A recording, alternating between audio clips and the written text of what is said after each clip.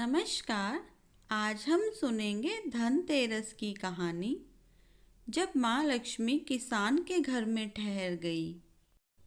एक समय भगवान विष्णु मृत्युलोक में विचरण करने के लिए आ रहे थे।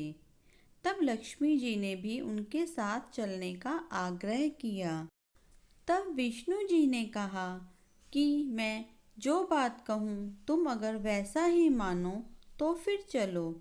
तब लक्ष्मी जी उनकी बात मान गईं और भगवान विष्णु के साथ भूमंडल पर आ गईं।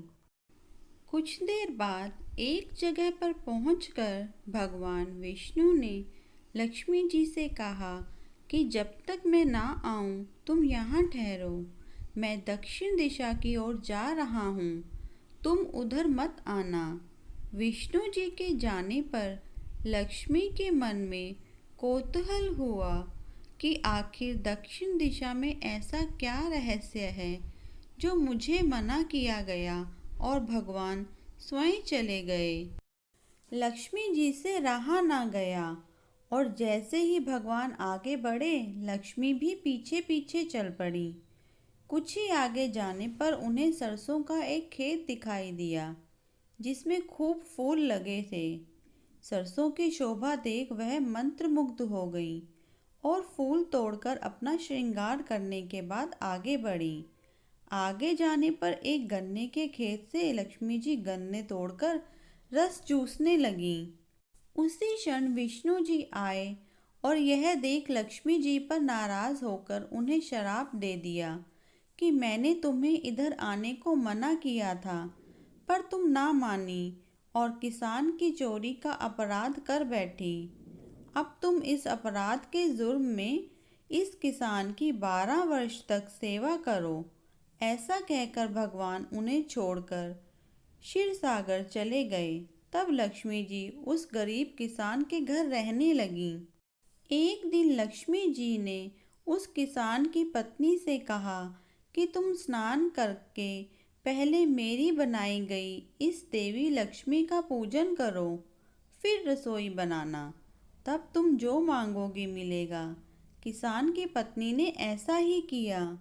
पूजा के प्रभाव और लक्ष्मी की कृपा से किसान का घर दूसरे ही दिन से अन्न धन रतन स्वर्ण आदि से भर गया। लक्ष्मी ने किसान को धन धान्य से पूर्ण कर दिया। किसान के 12 वर्ष बड़े आनंद से कट गए। फिर 12 वर्ष के बाद लक्ष्मी जी जाने के लिए तैयार हुईं। विष्णु जी लक्ष्मी जी को लेने आए तो किसान ने उन्हें भेजने से इनकार कर दिया। तब भगवान ने किसान से कहा कि इन्हें कोई जाने देता है? यह तो चंचला हैं, कहीं नहीं ठहरती। इनको बड़े बड़े नहीं रोक सके।